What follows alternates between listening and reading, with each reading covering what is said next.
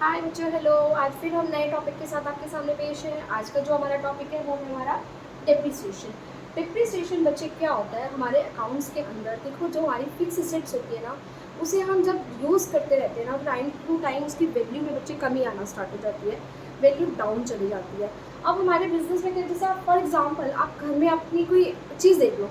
आप जैसे हमारे घर में मान लो कोई आप स्कूटी लेकर आए हो, तो क्या ऐसा होता है कि जितनी कि आप आज स्कूटी लेकर आए हो वो 10 साल बाद भी उतने की वैल्यू उसकी मिलती है? ऐसा नहीं होता ना। आप देखते हो कि आपकी जो चीज़ें हैं, एसेट्स हैं, आप उनको यूज़ करते रहते हो, धीरे धीरे यूज़ करने की वजह से ना उसकी वैल्यू में क्या आ जाती है बच्चे, कमी आ जाती है। आपको पता है कि आज हम कोई मशीनरी या कोई भी ऐसी एसेट लेकर चीज़ लेकर आए हैं जिसे हम यूज़ करेंगे और कुछ टाइम बाद हमें रिप्लेस करनी पड़ेगी। ऐसा तो नहीं एक बार आप लेकर आए और आप लाइफ टाइम उसको यूज़ करोगे, ऐसा नहीं होने वाला।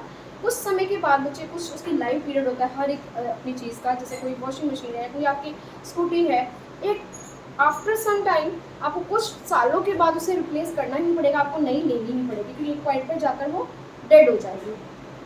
तो इसीलिए बच्चे हम क्या करते हैं, उस टाइम हमें एक साथ बिजनेस में भी ऐसा ही होता है। जब कोई चीज़ें, उनकी मशीनरीज हैं, उनकी कोई फिक्स एसेट्स हैं, उन्हें मालूम है कि टाइम टू टाइम इसको यूज़ करने की वजह से इसकी वैल्यू में क्या आने वाली है बच्चे, कमी आने वाली है, और उसे एक पॉइंट पर आकर नई एसेट के साथ उसे रिप्लेस करना पड़ेगा। तो बिजनेस क्या करता है, अपनी इस प्रॉब्लम को हल्का करने के लिए, क्योंकि कल को जब हमें लेनी पड़ेगी ना तो बहुत सारे पैसे एकदम से हमें देने पड़ेंगे, तो वो उसके लिए पहले से प्रिपेयर हो जाता है। और वो क्या करता है, हर साल कुछ अमाउंट डिप्रिसिएशन के नाम से निकाल कर अलग करता जाएगा, और फिर जब उसे रिप्लेस करनी पड़ेगी ना कुछ सालों के बाद, तो उसे एकदम से बर्डन नहीं आएगा।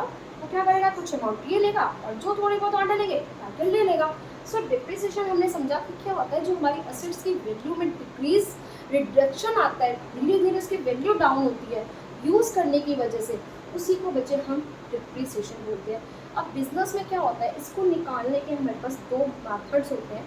हम दो तरीके से इसको निकालते हैं। फर्स्ट मेथड बच्चे जो हमारा होता है वो होता है SLM में, यानी कि स्ट्रेट लाइन मेथड। वो बहुत ईजी सा होता है। जितने की कॉस्ट है आपकी मशीन की या एसेट की, आप क्या करते हो, हर साल उसी कॉस्ट के ऊपर एक फिक्स, हमने कंपनी ने क्या किया होता है, रेट फिक्स किया होता है कि हम 10% निकालेंगे, 15 निकालेंगे, 12%, जितना भी परसेंटेज बिजनेस ने अपना सेट किया हुआ है। अब बिजनेस क्या करेगा, वो कंपनी क्या करेगी, जब डेप्रिसिएशन को कैलकुलेट करेगी तो एवरी टाइम जो उसकी कॉस्ट थी, जितने की उसने खरीदी थी, वो असल में कॉस्ट निकालने में भी अभी बताऊंगी कि कॉस्ट के अंदर क्या क्या उसकी चीज़ें इंक्लूड होती है। कॉस्ट के ऊपर वो उतने परसेंटेज निकालेगा, साइड में रख लेगा। साइड में क्या, हम कैश में नहीं रखते हैं, बट जस्ट इसको हम एज अ एक्सपेंस अपनी बुक्स के अंदर शो करते हैं, जिससे हमारा प्रॉफिट कम हो जाता है। ठीक है, सो हम इसे एक्सपेंस की तरह दिखाते हैं। तो स्ट्रेट लाइन में तो सीधा सा। और अगर मान लो आपको सिंपल सा क्वेश्चन आ गया, अभी कैसे निकालना, उसकी स्क्रैप वैल्यू दी हुई है। स्क्रैप वैल्यू का मतलब होता है कि कबाड़ वैल्यू। जैसे आप देखते हो कि हमारी कोई भी मशीन है, कोई भी ऐसी एसेट है, आप भले वो बिल्कुल चलना बंद हो गई, बट फिर भी आप कबाड़ी को भी बेचने जाओगे, कुछ ना कुछ उसकी वैल्यू तो जाते जाते भी आपको मिलेगी। उसी को हम बच्चे स्क्रैप वैल्यू बोलते हैं, कबाड़ वैल्यू। ठीक है, हम क्या करते हैं, जो उसकी ओरिजिनल कॉस्ट ऑफ एसेट होती है ना, उसमें से आप स्क्रैप वैल्यू को बच्चे क्या कर देते हो, माइनस कर देते हो। और जितने सालों की उसकी यूज़फुल लाइफ होती है, मीन्स हमने उसको मान के चलते कि हम जो लेकर आए हैं ना, इस मशीन की वैल्यू 10 ईयर्स है, इसको हम 10 साल तक अप्रॉक्स होता है, भाई देखो कम ज़्यादा तो हो सकता है, कि 10 साल तक हम इसको यूज़ करते हैं।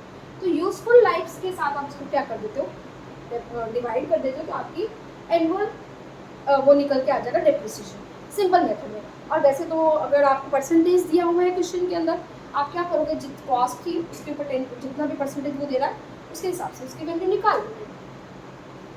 फिर आपको मान लो अगर आपने, वो कह रहा है कि ना परसेंटेज निकाल के बताओ, रेट बताओ कि किस रेट से हमें निकालना पड़ जाए।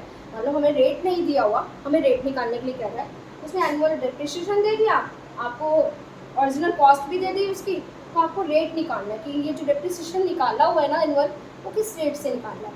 तो आप एनुअल डेप्रिसिएशन को रखो ऊपर, उसको ओरिजिनल कॉस्ट ऑफ एसेट को रखो नीचे, और 100 से मल्टीप्लाई कर दो, तो आपका रेट निकल के आ जाएगा कि जो एनुअल डेप्रिसिएशन लगा है वो किस रेट पर लगा हुआ है। ठीक है मेरे बच्चे, आपको समझ आया कि SLM मेथड में बच्चे हम क्या करते हैं, स्ट्रेट लाइन मेथड में जो ओरिजिनल उसकी कॉस्ट होती है ना, हर साल हम उसी कॉस्ट के ऊपर डेप्रिसिएशन निकालते हैं। मान लो कोई मैंने मशीनरी ली थी 1 लाख की, अब मैं क्या करूँगी, 31 मार्च आ गया, मैंने मान लो फॉर एग्जाम्पल मैंने एक मशीन ली, मेरा बिजनेस है और मैंने एक मशीन ली 1 लाख की। ठीक है, और वो 1 लाख की जो मशीन थी ना, वो मैंने क्या किया, 31 मार्च आपका जैसे ही आया, अब मुझे उस पर डेप्रिसिएशन निकालना था। माना मैंने 1 अप्रैल को ली तो मैं पूरे साल की निकाल रही हूँ, अदरवाइज मैंने जहाँ ली होगी ना उतने मंथ्स का आप निकालोगे, फर्स्ट चेंज हो सकता है। तो मैंने 1 लाख की मशीन ली और मैंने ये तय कर लिया कि मैं हर साल इसके ऊपर 10% क्या करूँगी, डिप्रिसिएशन को कैलकुलेट करूँगी। तो मैंने 10% का इसका रेट लगाया और मैंने देखा कितना आ गया, 10,000 मेरा डिप्रिसिएशन निकल के आ गया। सेम इसी तरीके से फिर अगला 31 आया, मैंने मान लो ये 20 में ली थी, 20 में ली थी, अब आया 31 मार्च 21, फिर से मेरे को कैलकुलेट करना है, फिर से मैं इसी 1 लाख पर करूँगी। मैं ऐसा नहीं कि इसकी घटी हुई वैल्यू पे करूँगी, क्योंकि एक्चुअल में मेरी जो बुक्स में अब इसकी एसेट की वैल्यू रह गई ना, मुझे कितनी रह गई, 1 लाख की थी, उसमें से 10,000 मेरा डिप्रिसिएशन निकल गया। अब बची हुई वैल्यू जो मेरी बुक में होगी ना मुझे, वो 90,000 होगी, जो मेरी मशीन की वैल्यू इस साल, अब मैंने 20 में ली थी, 1 अप्रैल 2020 में ली थी। अब 31 मार्च 21 को जब मैंने कैलकुलेट किया, 10,000 उसकी वैल्यू कम हो चुकी थी। अब मेरी बुक्स के अंदर मेरी एसेट की वैल्यू कितनी होगी बच्चे, अब वो रह गई है 90,000। अब फिर से मेरा 31 मार्च 2022 आ गया, फिर से मैंने कैलकुलेट करनी है। अब मैं 90,000, वैसे तो मेरी बुक के अंदर वैल्यू कितनी बच चुकी है, 90,000, बट मैं फिर भी डिप्रिसिएशन किससे कैलकुलेट करूँगी, 1 लाख के ऊपर करूँगी। ये होता है मेरा स्ट्रेट लाइन मेथड। अब मुझे अगर WDV से करना है, यानी कि रिटर्न डाउन वैल्यू से करना है, तो हम क्या करते हैं, अगर हम जो भी उसकी कॉस्ट होती है एसेट की, उसी के ऊपर, सेम कॉस्ट के ऊपर हम हर साल अपना डिप्रिसिएशन को कैलकुलेट करते हैं। ओके, आई होप आपको बहुत अच्छे से समझ आ गया होगा। फिर भी अगर कोई आपको डाउट हो तो आप कमेंट बॉक्स में लिख सकते हो, मैं आपको जरूर आंसर करूँगी। सो आज के लिए बाय बाय, मिलते हैं नेक्स्ट वीडियो में।